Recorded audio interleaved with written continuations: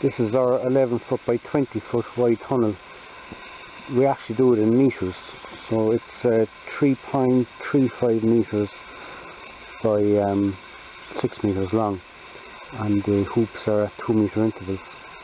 Now you dig the trench the same size as the tunnel, so from the inside of the trench on one side to the inside of the trench on the other side will be 3 meters 350 or 11 feet. The reason for this is that it has completely straight sides, so the polythene must come out of the ground and it must run straight up the side of the straight bar, otherwise it will flap in the wind, you know. Now if you put in your ground pegs and they seem a bit loose, don't worry about that. It's the weight of the soil that makes this structure strong. Now what you do is you pull a line, you put in your 4 corner pegs and you pull a line, and you come down about 10 mil or half an inch from the top of the 2 corner pegs, and you pull a line tight, and then you drive your 2 inside pegs, or however many inside pegs there are, you drive that down to the same distance, so that it's just the same distance above the line. Say it's there, it's about half an inch. You can see it here.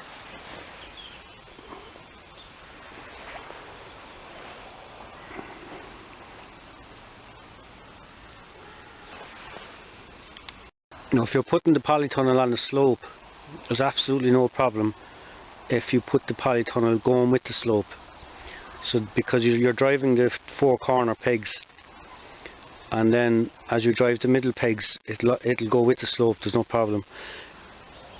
If the slope is going across the polytunnel, it's a bit more difficult. You could probably get away with about 6 inches. So maybe on the higher side you could drive your ground peg into the ground, maybe 2 inches extra above ground level, and on the other side you could keep them up a couple of inches. You could just pull a line across then, and just so you have it somewhat level. It doesn't have to be exact. The other thing to remember here now is that when you're driving your ground pegs, there's a welded nut. That nut is ground level, do you know? Now if the ground is undulating, it may in some cases go, the middle ones may go an inch or 2 into the ground, or be an inch or 2 above the ground. Don't worry about that. Set your corner ones to ground level and then pull the line, and wherever the middle ones end up, that'll be fine. Now the next step is just to stand up your hoops, and you just put on the crosses. Then I have the first cross on there. I'll just show you that there now. Now for the crosses, you just put them in one side and just get them into the other one then, and then normally you just pull them down and it slides in quite easy. They can still move, but they're quite tight.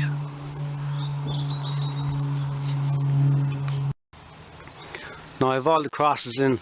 The next part is to put in the ridge bars. They're 1.97 meters long, and they just go from cross to cross. This is a 6 meter tunnel, so we'll have 3 on this. They just slip in quite easily. I'm just put them in one side and then into the other. If you find that they're slipping out, just put a bit of tape to hold them temporarily, or you could also put a self-tapping screw underneath, but a bit of tape will do fine. Normally they just hold in position anyway.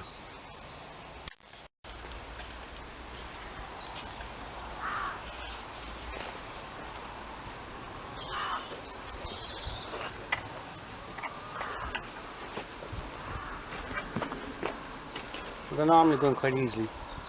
If they don't go in, it's normally because they're not aligned, so it's more a case of pulling this left or right to get it in, than of trying to force it into the hole. It should go into the hole easy enough. That's it now. Now we have the ridge bars in. It's just important that they're just pushed in completely onto the cross. Now our next bars are the prop bars. They'll go from the bottom of the second hoop to the top of the first hoop at about shoulder height on the 4 corners. Now the prop bars are put in like this. There's 2 clips up here, and there's a nut and a bolt, and there's a larger nut in here. that stops you from over tightening. The same on the bottom. This is at the bottom of the second bar, so it's going up from there to the top of the first bar. Now when you have these secured, you just put in the self-tapping screw. You can see it here. I'll show you how to do that there now in a second. Now I'll just show you how to put on these clips. Wherever the clip is going, you just have to see which side, the long side of the nut needs to be on, not to damage the polythene. The long side of the nut must come into the tunnel, you know. So you just push him on, give him a bit of a squeeze back into place, and then you just position them like this. Don't put the two of them inside like that. Just position one inside the other like that. So, and then you just put him through. Put on your small nut. It's the same with you. And then he goes up here then, and your bar goes in. And then down here then your bar goes in here. It's very simple. It's the same two tips that do the job. And just remember the long side of your nut stays in here. Now I'll just show you how to tighten the, when you have them on, then you get your self-tappers. That's called a self-tapping screw. If you haven't seen it before, it's designed to go straight through steel. And if you go on the end, you actually normally fit on the end of a drill bit. I have a special fitting for it here. And you just takes a bit of pressure.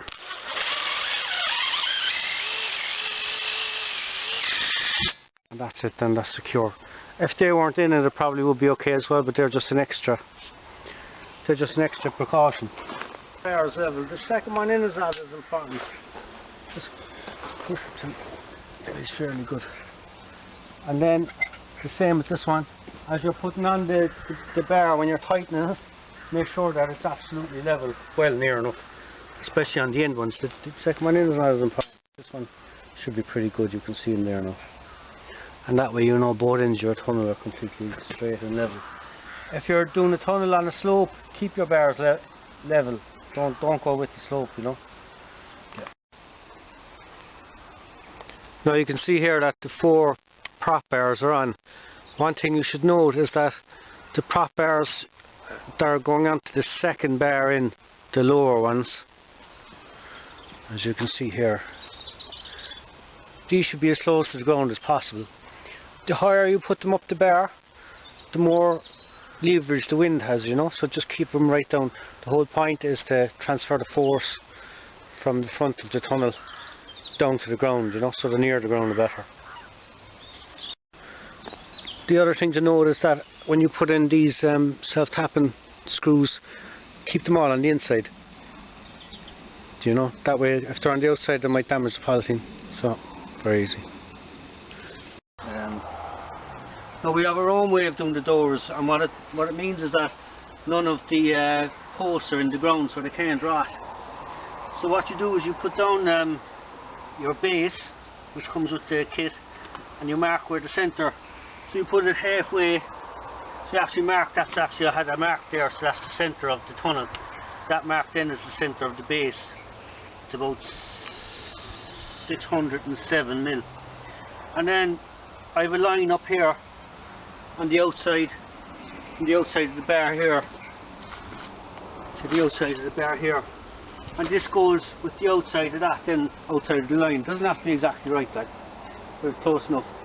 And then what you do is you drill 12 mil holes in these. So you drill one hole there, you drill another hole there, and you just drive the rebar down.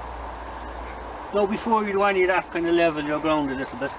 You have to have plastic under it to protect it, you know, so it doesn't rot. So you can cut a little bit of that off of the plastic that comes with the tunnel. You can cut 6 centimeters off the ground. Sorry, 6 inches. And so then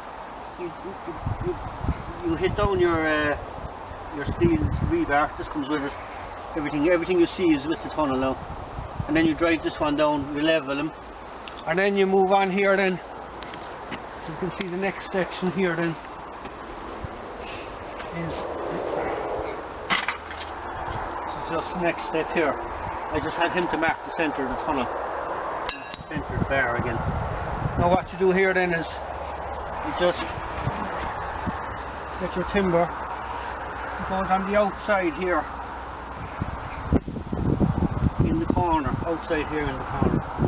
And then you put a level on him, you offer him up, and then you mark him just under the bar. You do a mark across. Now, this is one here now that I've done. And then you put on a piece of Gable band. He goes up there to the outside of this here. Put the Gable band down, 3 screws in it. You can see I've done that here now.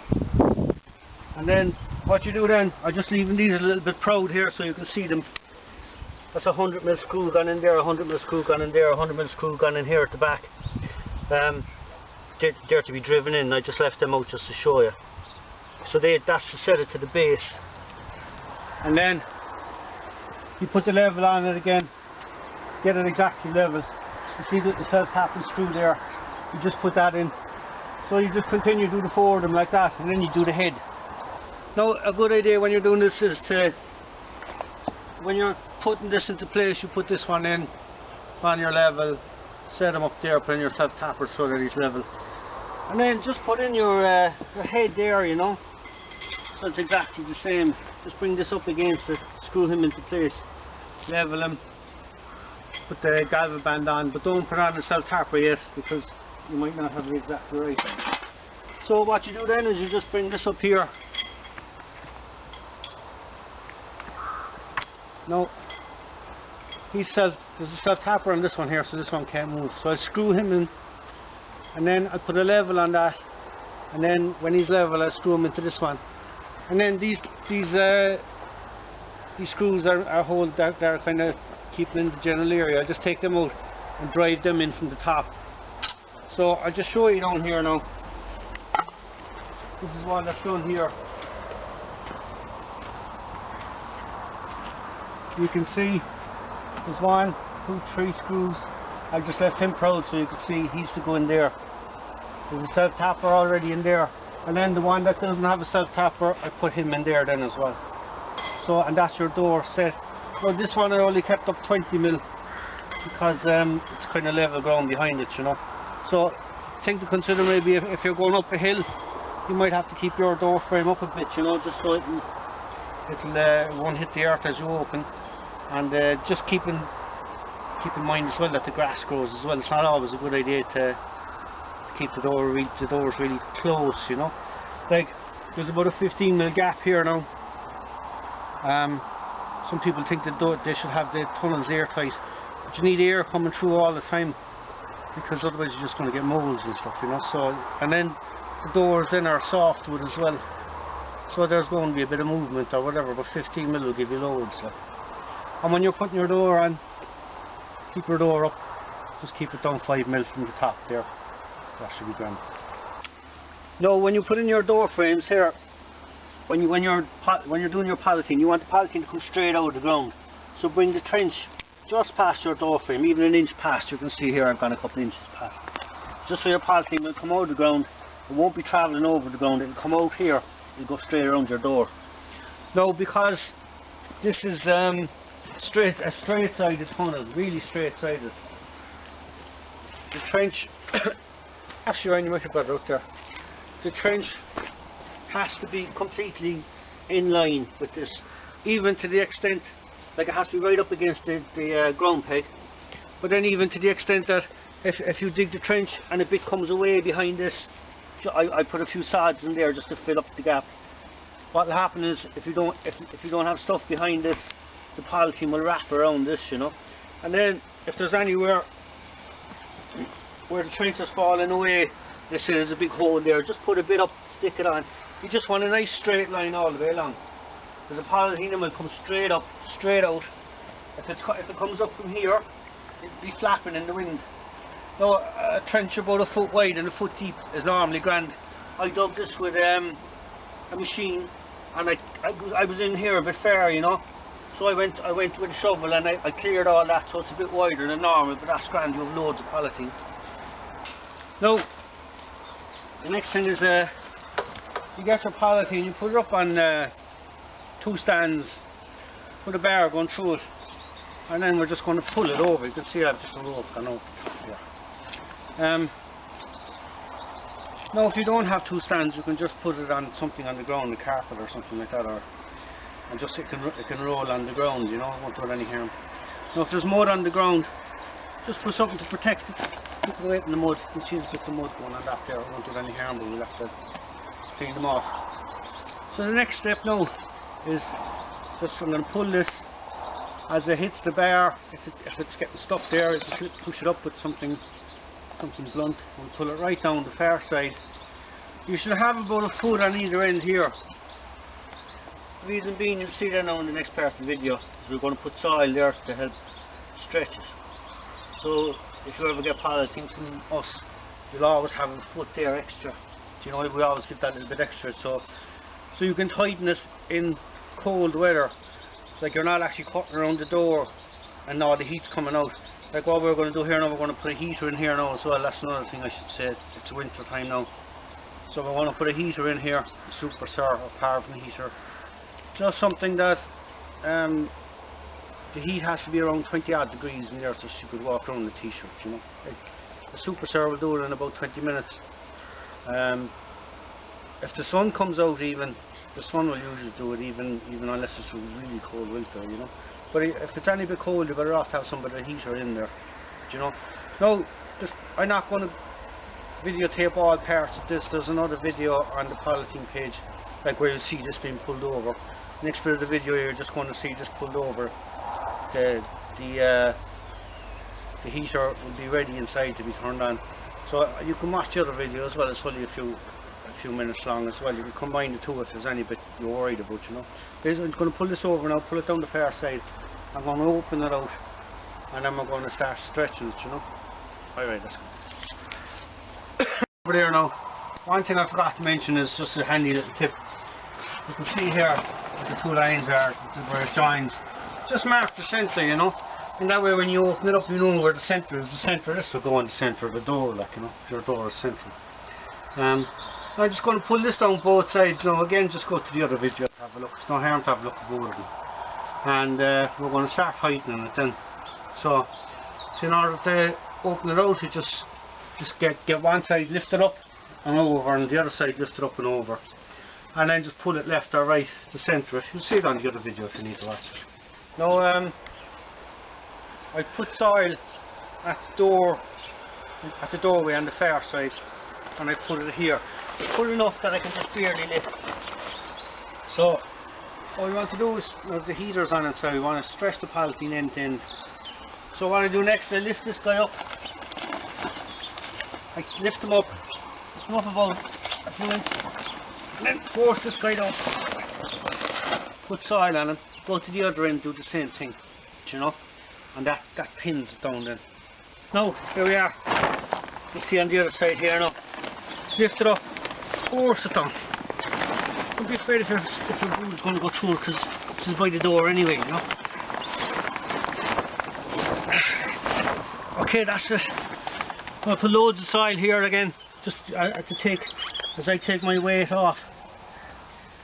The soil will keep it pinned down.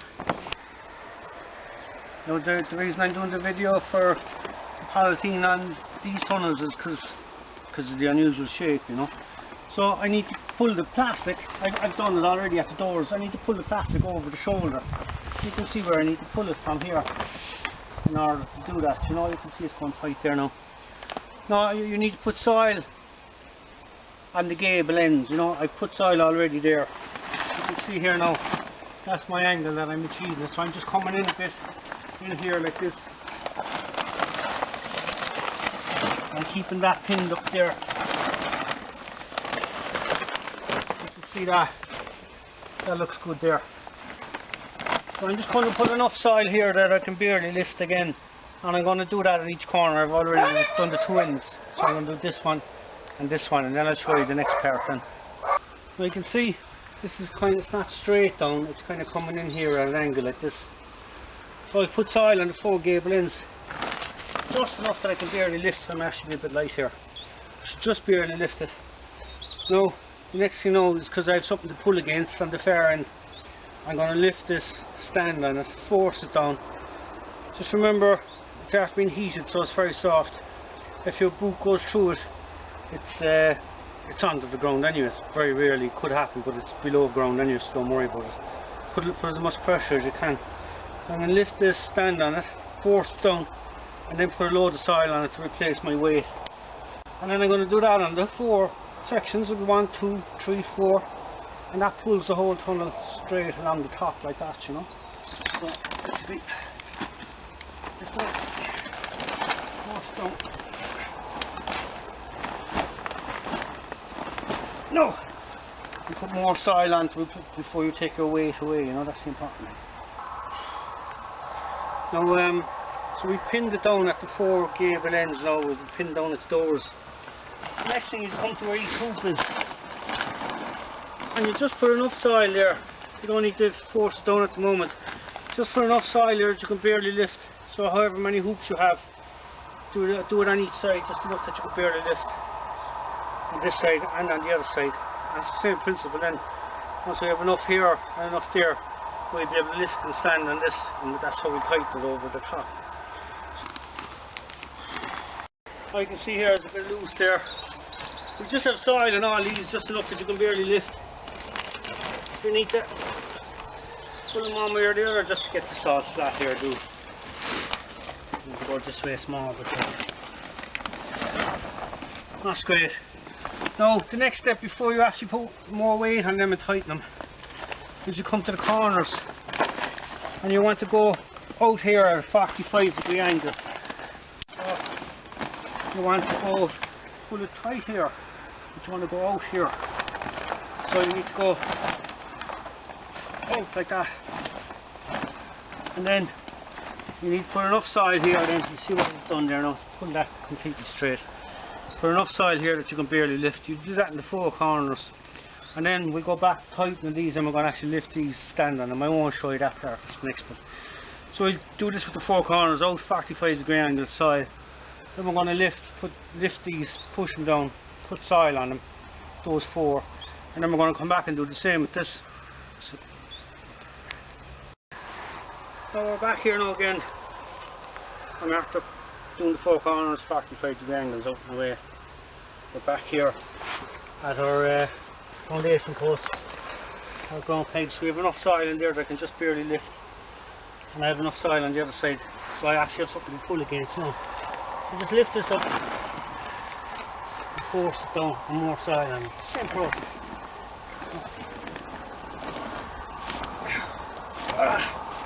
Now, the polythene is warm, so it's will stretch away. Sometimes it's a bit cooler down here. Keep your foot in about an inch, you know, an inch and a half. Sometimes your boot can go through the polythene. If it does, you're under the. If the polythene is cold, it doesn't happen in the summer. If it does, you're under the level of the soil anyway, so it doesn't matter. You're going to be closing in. Your boot goes through it. All that means is that you couldn't have done anything better than that, like. But if you keep in about an inch and a half, usually doesn't, very rarely happens. If it does, it's not the end of the world. So I've been waiting on that. I've been pinned down. I'm going to put a load more soil on that. Then I'm going to do the same with the other foundation ground pegs, and that'll pin it down over the top. And then I'm going to show you. Then I'm going to do the corners. Then something similar. Now we've tightened all them. You can see them, they're pinned down straight. I'm coming to this corner here now again. We wanted to go out in a way, so pull it this way, you know, just take all them wrinkles out there. Use this way, and then ideally, it's really a 2-person job. One person is going to that point where I pulled it, lift there, and the other person is going to lift here, and we're just going to force it down again. So now you can see here we've nearly got those wrinkles out. We've lifted and we pulled. Now as I put my weight here, those wrinkles should come out. Now you see all this stuff that's gathered here. If it doesn't gather here, it's going to gather around the door. It's not a hood, you know, so expect a load of polythene to gather in the corner. That's no harm, because when it's in a big lump, it won't be flapping in the wind and it'll never get damaged. So I'm going to stand on that, and then I'm going to force all this big lump of polythene right into the corner, and then I'm going to put a load of soil on top of that. So you see now I'm going down on this and that's coming out. see. And then I put a bit more soil here, and then I'm going to stand on this and force it in. Actually,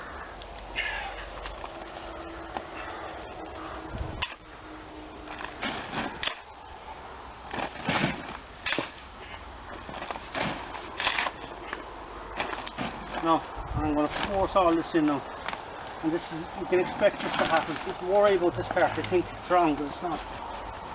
No.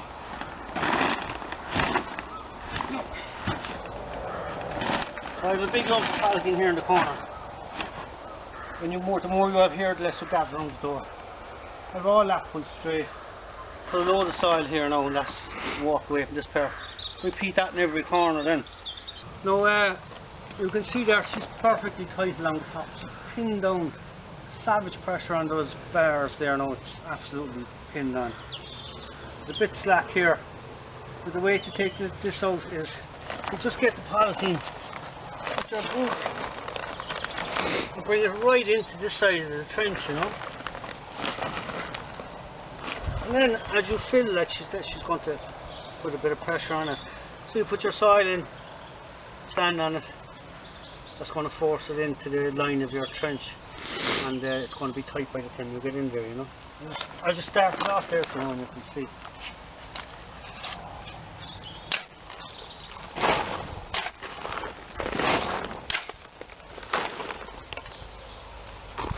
You can see it's that tight already there now. And then as you put in more, stand on it, it'll force it all down. That's it. Now what I'm going to do here is I'm just going to put a bit of a V here, and I come down about a foot, head over to the corner of the door, and go for an inch, and across, go about a 45-degree angle again, head up towards the door, go for an inch. This is your head of the door, it's the same width as the, or this is the timber you're going to wrap the door, and it's the same width as the head, so you just get it, even it up. You want it to go about an inch above that, and then you pull it down a little bit, you know. That's kind of the same thing again, a gradual process. You get the first pull, and then you go and do another bit. I don't have enough on that now, so I just come down a bit. That's exactly right. I want to just get a bit of a pull on it. No, he's too far. Get it right.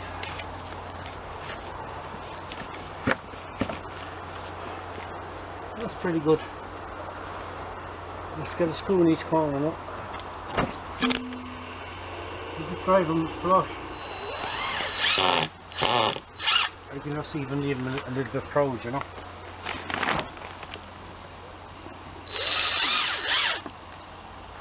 Now,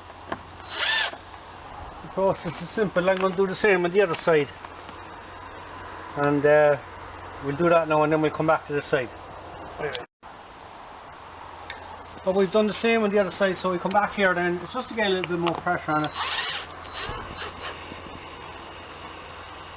Even down till he's flush with this.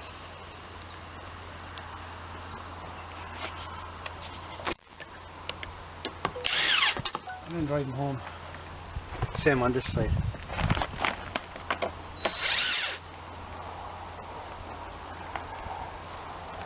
Okay, might need a hand doing this. I didn't kill the video there now, just come over. So we got him down there, he's flush. Then put another couple of screws in. You gotta think about when there's a hurricane, you know, I just want to make sure these things can't pull out.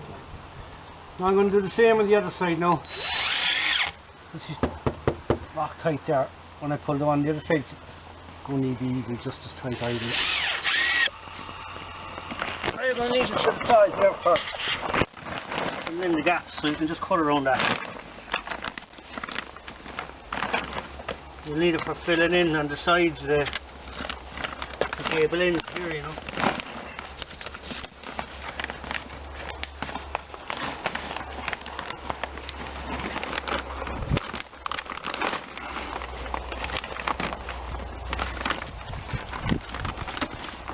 I just bring this up. So next you know we're going to pull these across. Turn our batten here and tighten it. I'll just show you how to do that now. Okay, now we'll just pull all the polythene. We're kind of pulling it into this corner. By the time we get down here, you should be pulling straight across, and this should all be more or less level. This should be flat, like. So I'll just show you there now. There's going to be wrinkles, it's just the way it is. So pull on it. Get the first one in there.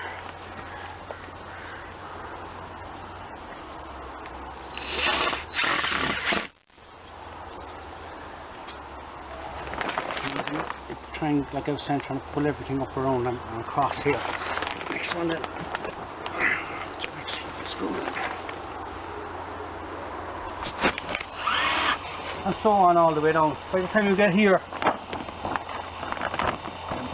you pull it straight across. By now, the last of the wrinkle is nearly there. Right, so the reason we dug our trench in there was because we want to come straight in here now.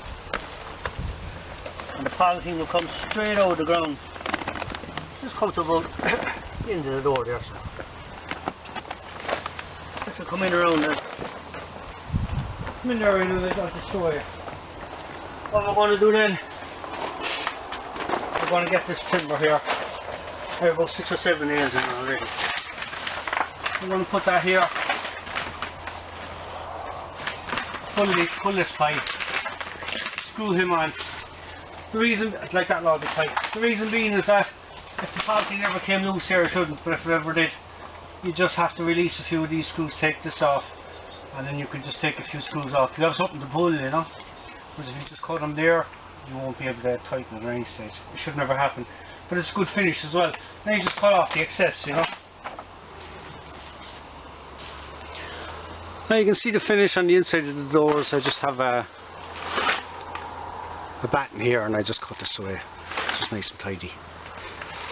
And the reason I made this video, like I've done other videos showing you how to do the polythene, I just did this one specifically because this tunnel is so straight.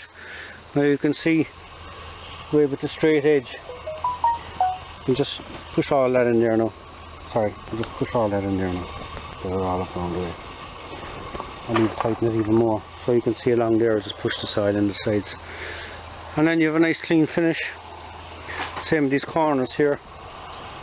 You fill out with soil there, but any little gap then you can just push this back out and seal it up. And so I suppose the main thing was because of the sides being so straight, the difference we had to make was that here at this point, that you could see when we were tightening it, you just had to come in slightly at an angle and down. And then the fact that you do get so much stuff gathering here, that's to be expected, you know. You can see it there, you can see it on the side here then as well. And now I just did, this was a kind of a quick video there showing you tightening the polythene. There's another video on the polythene page and it's a lot more detailed. Basically the same. I just didn't want to be showing. So if you're not sure of anything that you've seen on this video, just go to that video. Exact same process. I'll just show you the actual soil going in and the battens being tightened, and I'll just show more on the other video, you know.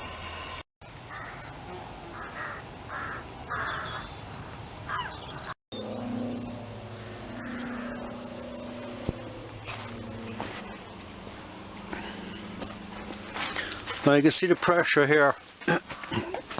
I can't even get my hand in behind that. No. If you have the tunnel done like this and the polythene as tight as this, then it'll stand up to every storm. You know, we've had a lot of hurricanes there since 2012, and all our tunnels have stood up to them. So in some cases, people have even lost the roof of their house, and the tunnel has still been there. You know, so. You can see yourself there how strong the polythene is, and the bars they're heavy bars, they weigh 2 kilos per metre, like they're solid, you know. So this is not going anywhere, like. So once you have it up, you have it for a lifetime. You have to replace the polythene about every 15 years, you know. It's that good.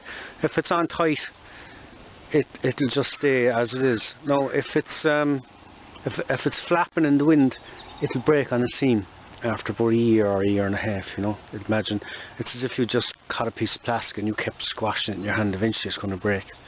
But if it's as tight as this here, that's it. You don't need to worry about it, like, for about 15 years, I'd say.